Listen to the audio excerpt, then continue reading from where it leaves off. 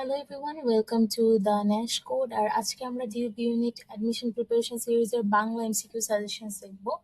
তো শুরুতে আমি তোমাদেরকে বাংলা দ্বিতীয় পত্রের কোন কোন 3 স্টার টপিক আর 2 স্টার টপিক আছে সেগুলো হচ্ছে গিয়ে আজকের ভিডিওতে বলবো। তো সবাই আগেই হচ্ছে গিয়ে যেই বই পড়ো না কেন, বেসিক্যালি আমি যে দুইটা বই সাজেস্ট করছি ওই দুইটা বই দেখবা। সেটা হচ্ছে ডক্টর মিজান রহমানের বই অথবা হায়াত মাহমুদের বই। হায়াত মাহমুদের বই মোস্ট প্রবাবলি সবার কাছেই আছে, ওটা পড়লেও হবে। ওটারও দেখবা লাস্টে এমসিকিউ গুলো দেয়া আছে, কোথায় কোন ইউনিভার্সিটিতে আসছে বা কি। ঠিক আছে। আর তো বাংলা দ্বিতীয় পত্রের জন্য হচ্ছে গিয়ে তোমার উপসর্গ 1 নম্বর টপিক খুবই ইম্পর্টেন্ট। উপসর্গ থেকে অনেক কোয়েশ্চেন করে, মেডিকেল বলো ডিউবি ইউনিট বলো, যে যেটা দাও, সায়েন্স থেকে যারা আসো তারা দুই জায়গাতেই কমন পাবা এই টপিক।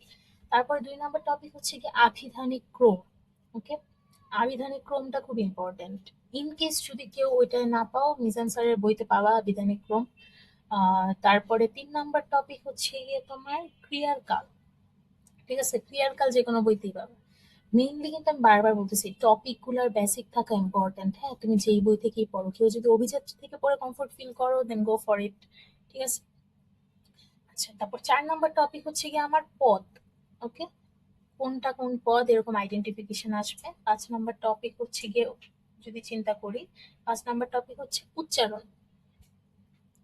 ঠিক আছে, 5 নম্বর টপিক উচ্চারণ।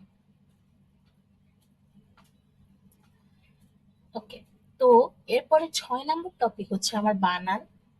এটা খুবই ইম্পর্ট্যান্ট। আর 7 নম্বর টপিক হচ্ছে গিয়ে আমার ধ্বনি পরিবর্তন। ওকে, 7 নম্বর টপিক কি ধ্বনি পরিবর্তন। আর 8 নম্বর টপিক হচ্ছে গিয়ে আমার সমাস। 8 নম্বর টপিক হচ্ছে সমাস। 9 নম্বর টপিক হচ্ছে গিয়ে তোমার এক কথায় প্রকাশ। ঠিক আছে। এখন 8 নম্বর টপিক পর্যন্ত আগে আমি যদি বলি, 8 নম্বর টপিক পর্যন্ত এগুলো হচ্ছে গিয়ে 3 স্টার টপিকস, এগুলা মাস্ট করে যেতে হবে।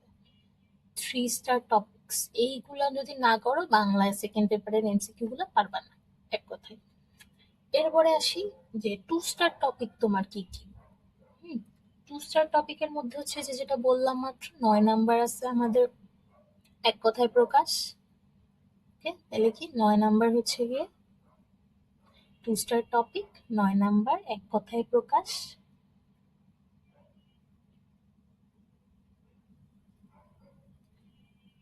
আর এক কথায় প্রকাশের ক্ষেত্রে যেটা করবা, এটা অত রিডিং দেওয়ার কিছু নাই।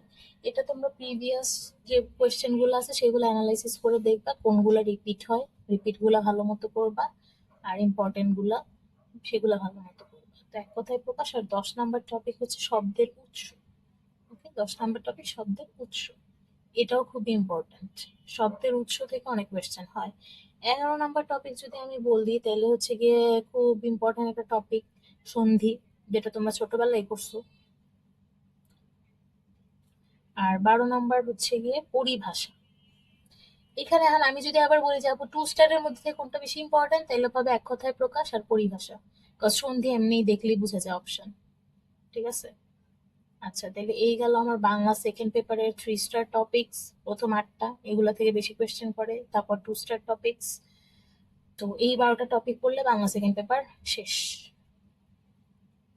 তো এরপরে আমি আসি বাংলা ফার্স্ট পেপারের এমসিকিউতে। ওকে, তো তোমাদেরকে আমি বারবার বলতেছি, তোমরা যদি বাসায় বসে নিজেরা প্রিপারেশন নাও সেটা হবে বেস্ট। এই কোচিং ভালো, ওই কোচিং ভালো না, এটা করব ওটা করব না, কোচিং এ দৌড়ে দৌড়ায় যাইতে আসতে 3 ঘন্টা খাবা, এরপর কিছুই হবে না।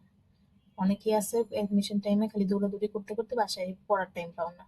তার চেয়ে বেটার নিজে এরকম টপিক ধরে আমি বলে দিচ্ছি, তোমাদেরকে ওভাবে গাইডলাইন দিচ্ছি, কিন্তু আমি তো লাস্টে জানতে চাই যে তোমরা কারা কারা চান্স পাও।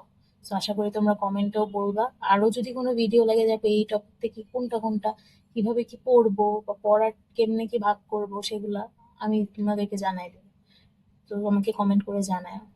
তো ফার্স্ট পেপারে এমসিকিউ তে সব গল্প আর কবিতা, পুরা বইয়ের যত গল্প কবিতা আছে সেটা লাগবে ফার্স্ট অফ অল। মেইনলি হচ্ছে গিয়ে তোমার যেটা লাগবে সেটা হচ্ছে গল্পের ক্যারেক্টার গুলা। হ্যাঁ, গল্পের ক্যারেক্টার বলতে চরিত্র। গল্পের চরিত্রগুলা কে কিরকম ছিল, গল্পের চরিত্রগুলার নাম, কোন চরিত্রের সাথে কোন চরিত্রের সম্পর্ক। হ্যাঁ, এগুলো খুবই ইম্পর্টেন্ট। ওকে, আর সাথে হচ্ছে লেখক পরিচিতি। লেখক পরিচিতি কেন? কারণ এখন আমি যদি না জানি যে কাজী নজরুল ইসলামের জন্মস্থান কোথায়, হ্যাঁ, এটা তো আমার মুখস্থ থাকতে হবে। ওকে, যে পশ্চিমবঙ্গের বর্ধমান জেলার চুরুলিয়া গ্রামে, এটা তো ওই যে ছোটবেলাতে পড়তে পড়তে মুখস্থ। তারপর এরকম শরৎচন্দ্রেরটা কোথায় বা রবীন্দ্রনাথের কোথায়, এগুলো আমাদের জানতে হবে। আর পড়াশোনা গুছানোর মেইন স্ট্র্যাটেজি কি? প্রিভিয়াস ইয়ারের কোয়েশ্চেন অ্যানালাইসিস করা।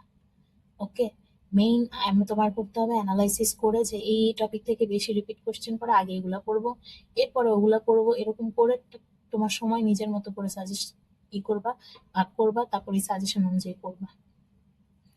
ওকে, তাহলে আমাদের এই আজকের ভিডিওতে বাংলা এমসিকিউ মোটামুটি ডান। তোমরা যদি এই টপিকগুলা সেকেন্ড পেপার ফার্স্ট পেপার শেষ করো, তাহলে আমি গ্যারান্টি দিতেছি তোমাদের কনফিডেন্সও অনেক হাই থাকবে এবং তোমরা পরীক্ষা ইনশাল্লাহ ইজিলি ক্র্যাক করতে পারবে। এত পড়া লাগে না ভাই, গুছায় পড়লে ইজি। ইয়ে, কোচিং সেন্টারে যাবা, প্রতিদিন এক গাঠি শীট ধরে দিবে, মাথা খারাপ হয়ে যাবে, কোনো দরকার নেই প্যারা খাওয়ার। তো আমার এই অনুযায়ী পড়ো, ইনশাল্লাহ তোমাদের খুবই ইজি লাগবে, টাকা পয়সা খরচ হইতেছে না।